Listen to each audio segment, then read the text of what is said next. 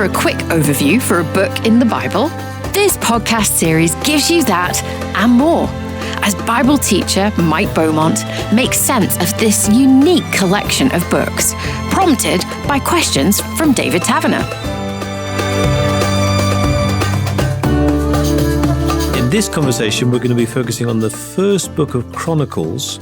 We've had a lot of history in the previous episodes, Mike. It was the whole history section. Is this yet more history?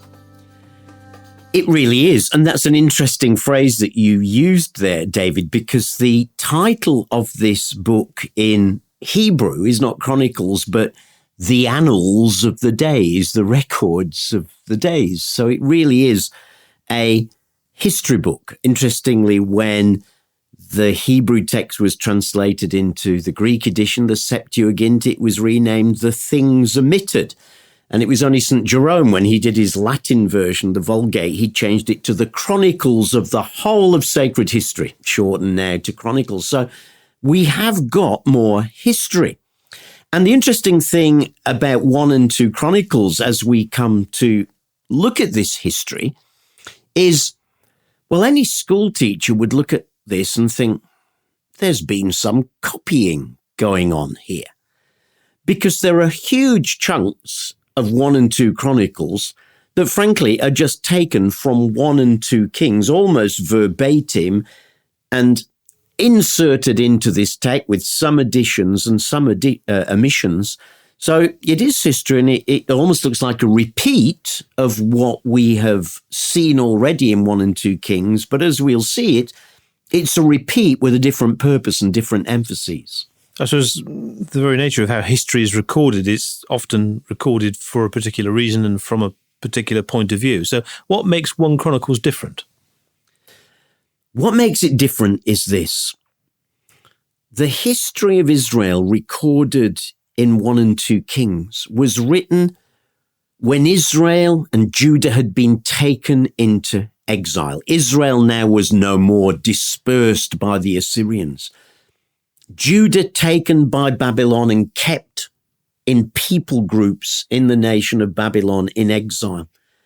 And it's while they were there in exile that they started to think, why have we ended up here? And the answer they came up with was because of our disobedience to God over centuries. And so they wrote up their history based on previous records that they have, some of which are actually referred to in Kings and Chronicles.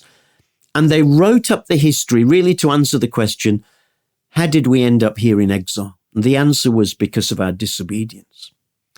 But 1 and 2 Chronicles, originally one book, just like 1 and 2 Kings were, was written not in that time of exile, but rather when Judah came back from exile, just as Jeremiah had promised that they would do one day because God was faithful. And when they come back to the promised land and face the task of rebuilding their nation and their life, the most burning question now is God still with us? And so what the chronicler does is to go back over the sweep of their history using 1 and 2 Kings to look to that history, but now to select parts of it deliberately with one purpose, to answer the question, is God still with us? Of course he is. And why is he still with us?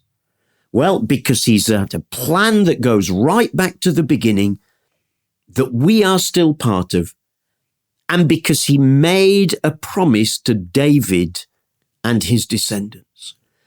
So it does the same sweep of history, covering much of the same sort of material, some missed out, some added to, included that isn't in 1 and 2 Kings. But now to answer this question, not how did we end up here, but rather to answer the question, is God still with us? And the resounding answer 1 and 2 Chronicles gives is, despite all that we have been through, yes, God is still with us, and here's the reason why. It sounds like it paints a very favourable picture of the life of David. Yes, it does. And in fact, we might almost say that some of the bad bits of his life have been airbrushed out in this account. But it's not really that, because the author of 1 and 2 Chronicles had 1 and 2 Kings, as everyone else did. So those stories are there and clear. So it's not like he's trying to reinterpret history like some politicians or rulers might try to do today. No, we've got that. What he's doing is he's saying, so let me tell you the story again, focusing on the bits that we especially need to hear at the moment. And those bits they need to hear will focus very much on the promises that are given to David. Now, before he gets to David, he actually has a quite lengthy section in 1 Chronicles that, if we're really honest, we would find, dare I say, pretty boring reading. Sort of family history, really. It is. The first 9 chapters are what we call a genealogy that traces the history of Israel right back to the beginning, right back to Adam, to show that the Israel that had returned from exile is still at the heart of God's purposes, right back to the beginning, to Adam, to Abraham, to Isaac, to Jacob, and yes, especially to David, whose story he then begins to unfold. He passes over the story of Saul pretty quickly in chapters 8 to 10, because really that was a bit of a sad phase of Israel's life. But from chapter 11, he launches straight into the story of David, because this is the key character for the writing, is the promises to David that there would always be a man upon the throne, that his descendants would continue, that Israel would continue. And so the author is focusing very much on him. And unlike 1 and 2 Samuel, where we get the story of how Saul declined and David rose up over a period of 10 years, then 7 years in Hebron before he becomes king of the United Nations, 1 Chronicles 11 launches straight in. All Israel came to David at Hebron and said, you know, you're our own flesh and blood. You're the one that God has called. So right from the start here, we've got David in a positive light. Everyone's saying, we always knew that you were called to be king. And then it goes on to summarize how he conquered Jerusalem and gathered people to himself and brought back the ark to Jerusalem when that became the temple. And to paint this very, very positive picture of David, the promises made to him by God, that covenant promise that God made that we saw in 2 Samuel 7 is repeated in 1 Chronicles 17, the promise that God would build a nation through David, and that while David wanted to build a house for God, no, God was going to build a house for David. And that is picked up in these chapters. So the focus is very, very much on the promises to David, the success of David, David's preparation for the temple that would be built, and so on. Virtually nothing about the weaknesses in David that we see in 1 and 2 Samuel. Can I just go back to the genealogies as you describe them? Because sometimes there are little gems, little references to individuals that otherwise might have got overlooked. Are there any in this one? Oh, absolutely. I mean, do you know what? To be honest, it can be hard work just plodding through this, where the writer is establishing the line of history that goes right through to the Jews who were there and had returned through Adam and Abraham and Isaac and Jacob. And you get these long lists that the sons of so-and-so were A, B, C, D, these unpronounceable names for many of us.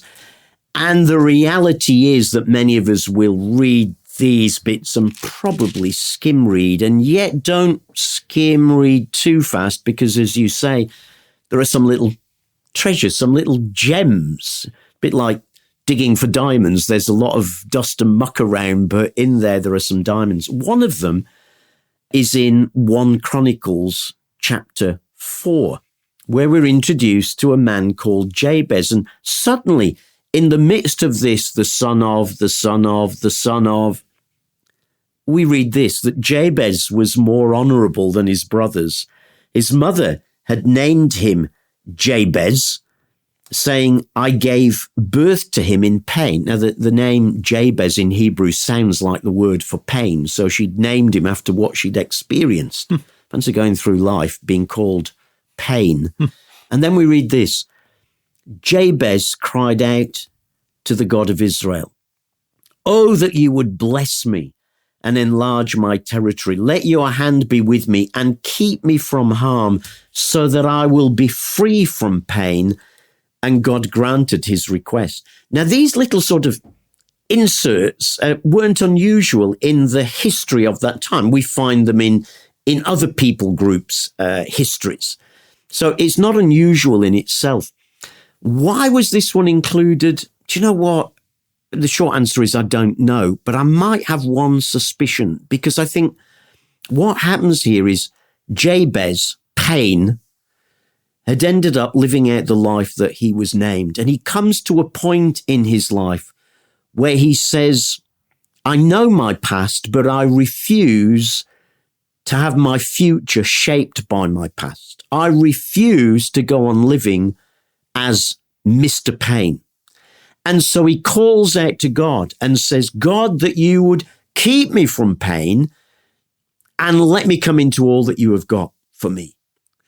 And that, of course, was the very thing that Israel needed to do. It needed to know its history, it needed to know where it had come from, where it had been, but it also needed to know that God could break in and now do things anew for them. So I think that's why this little story is just dropped in here. The man who knew where he'd come from, knew what he was, but refused to let that define him. And of course, that's the message that we get in the gospel of Jesus in the New Testament. That knowing who we are, knowing what we've been through, facing up to that, owning up to it, acknowledging the parts that we've done wrong is important. But when we do that, Jesus is well able to not disregard our past, but redeem us from those bits we need redeeming from, and to not let our past limit our future. That's what Israel needed to know at that time. Frankly, that's what everyone still needs to know today, that our past does not have to limit our future when we bring God into the equation. So despite that maybe fairly long and what we thought was a dull genealogy, it's actually still all pointing to David and the significance of David and his example and how he was central to the life of the people under God. What else does it tell us about David that is perhaps fresh or new? Well, it's interesting, perhaps if we think of some of the things that are added that we don't get in such detail or even at all in 1 Kings. One of the interesting things is in chapter 11 and chapter 12, where it reminds us of the people that David had gathered. So it's sort of looking back to that period when he was on the run from Saul and people were gathering to him. And we get introduced to some of these. And there's some beautiful little gems in this as well, which is why it's worth reading carefully. So we're introduced to David's mighty men, some of his military leaders. And if I just read you, say, one little bit of that, talks here about Eleazar, son of Dodai, the Ahohite, was one of the 3 mighty men. He was with David at Pas Damim when the Philistines gathered there for the battle.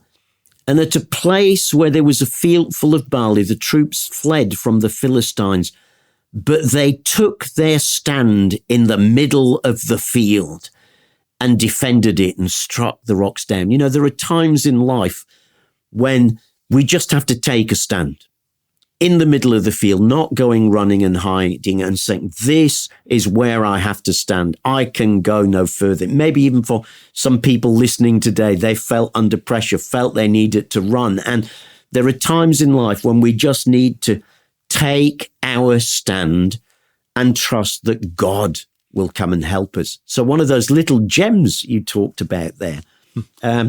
Similar one in chapter 12, which is looking back to that time when David was on the run that we read about in 1 Samuel, but which is not covered here, but it's like a little flashback at this point. And it talks about the men who came to David at Ziklag. Ziklag was a fortress that he'd been given by the Philistines. You perhaps remember from a previous episode, we said that when David was on the run, he'd hidden in caves and forests and hills. And at one point, he'd even had to go over to the Philistines and to pretend to be a mercenary for them. And they gave him like his own town called Ziklag. And it's while he's there that people gathered to him. And it says that people gathered there who were armed with bows and were able to shoot arrows or sling stones, right-handed or left-handed. That's pretty unusual in those days. Some Gadites defected to David. They were brave warriors, ready for battle, able to handle the shield and the spear. So these are gifted men. But here's the bit that I really love in chapter 12. The Spirit of God comes upon one of these people and he says, "We are yours, O David. We are with you, O son of Jesse. Success to you and success to those who help you. For your God will be with you." And just a couple of things that strike me there is, first of all, this absolute commitment to David, this incredible loyalty to him. And secondly, the cry, success to you. Not success to us, not success to me. And I think there is something so godly there about a life that longs to give itself for the success and the blessing of others, rather than that focuses on ourselves. So while there are some difficult passages, yes, in 1 Chronicles, it's not for the faint-hearted. It's not a book I'd say start reading your Bible here. For those who prepare to dig through it, particularly if you've already read 1 and 2 Samuel and 1 and 2 Kings, then this is a great book. And there are some precious little gemstones hidden away in the rocks here.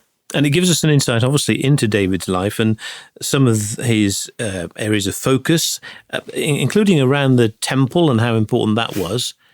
I think there's something around the importance of the musicians and the singers. I'm trying to, imagine the sounds associated with the temple that probably we don't think of very much. Yeah, that's very good. One of the things we discover in 1 Chronicles that we haven't discovered in the books of Samuel is that the reason David wasn't allowed to build the temple was that God said to him, "You've got blood on your hands. You've been the one who's been the warrior." Now, that's not an accusation from God. It's a statement of truth. David had been the man who had had to fight many enemies and establish the kingdom of Israel and bring it all together.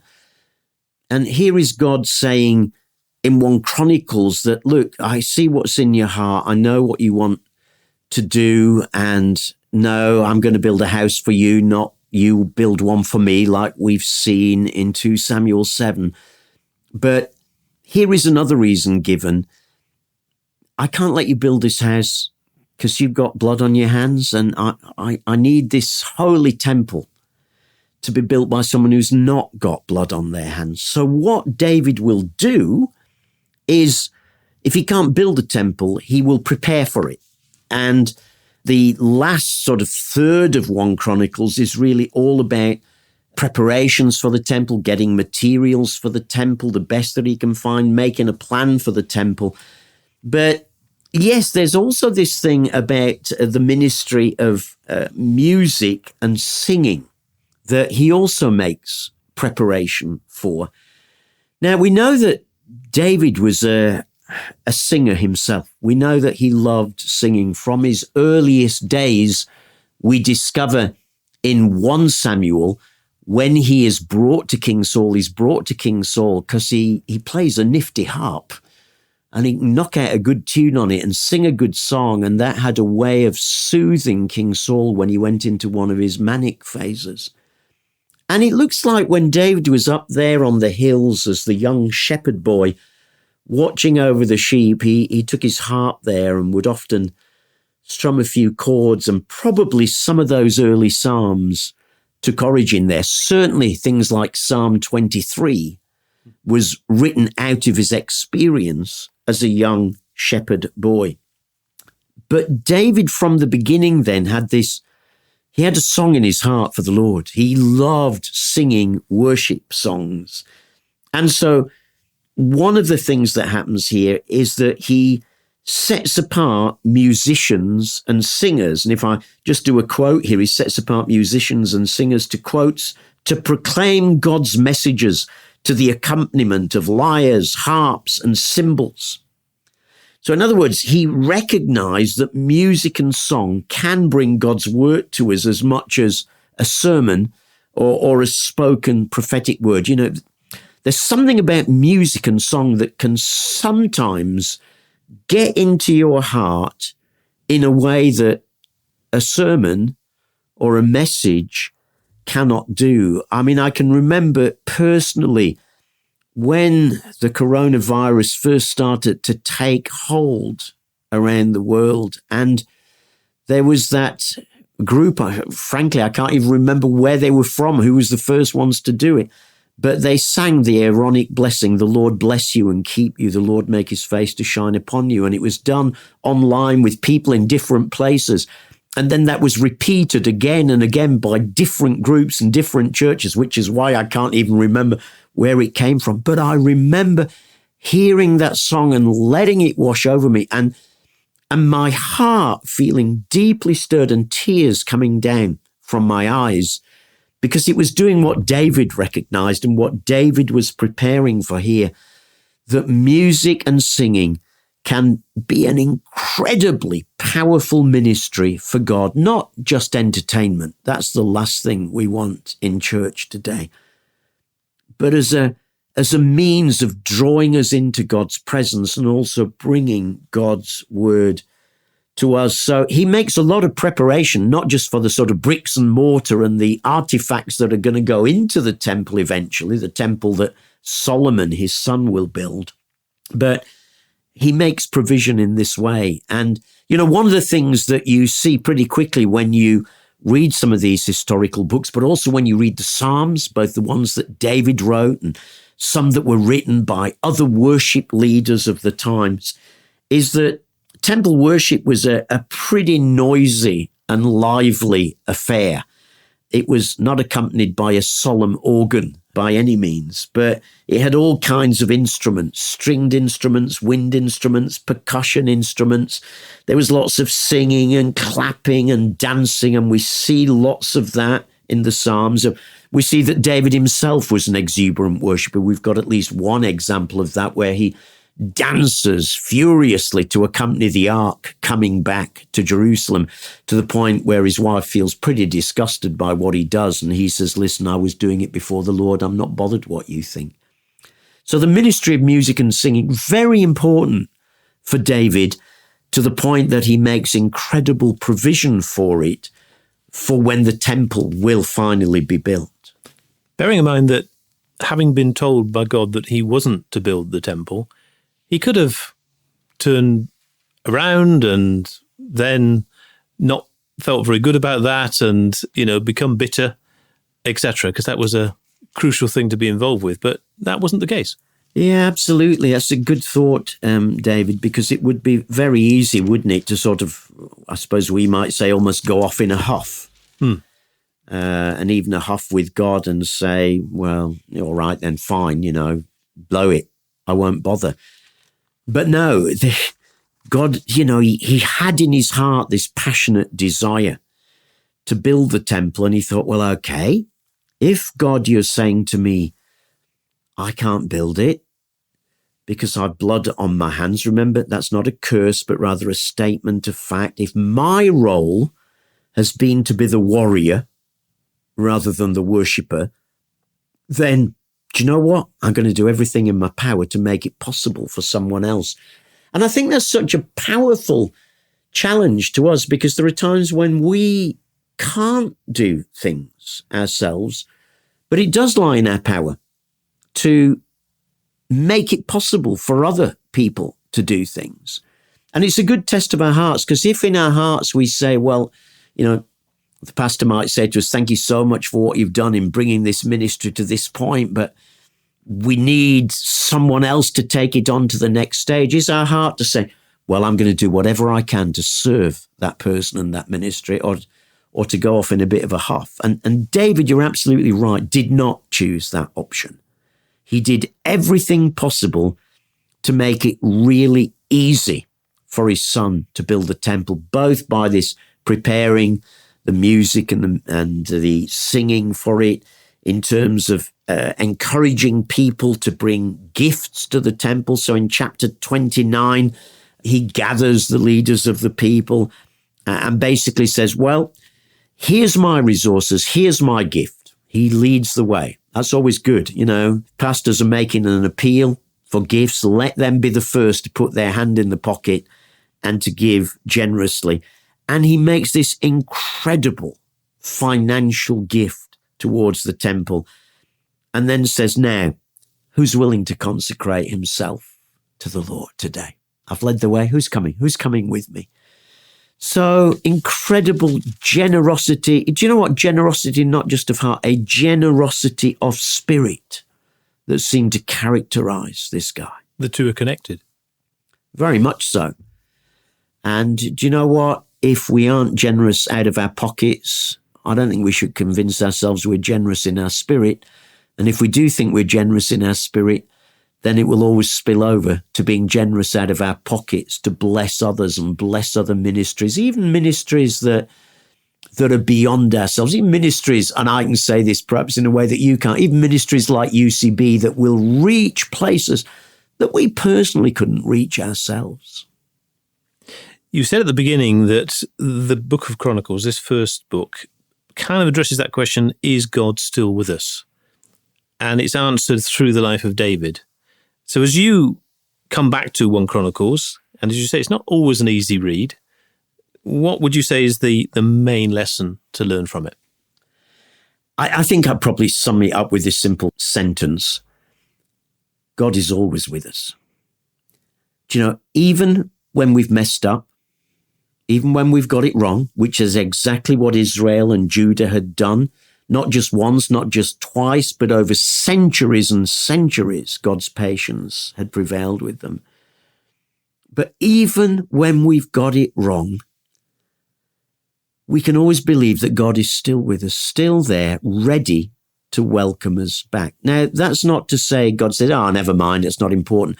There are times when we have to repent of things, say we are sorry, restore things, put things right that we have done wrong. But you know, if we will come back to God like Israel was doing at this point, because their time in exile, as we'll see in a future episode, certainly was quite chastening, certainly made them face up to the fact that they had messed up big time. And as they come back resolving that they want to do it right this time. And so this message of 1 Chronicles that God is still with us, even when we've got it wrong, even when we've messed up, if we will, from our side, acknowledge what we've done wrong, and from his side, appeal to the promises that he has made in the past, which is what happens in this book, a reminding of their past, then do you know what? We can with confidence say, God is going to be with us as we move forward from here. I've done my part. God's made his promise. And now I'm going to move forward believing that what God has said, God will do, because ultimately, this is not about me. This is about him. And God is a God who is always faithful to his promises. Bible Books in 30 Minutes covers every book of the Bible. And you can hear Bible teacher Mike Beaumont in conversation with David Taverner in more 30-minute podcasts. Bible biogs, Bible surprises, Bible songs, as well as their journeys on location in the Holy Land and beyond. Jesus, Then and Now, and Unstoppable Church, Then and Now. Making sense of the Bible for life every day.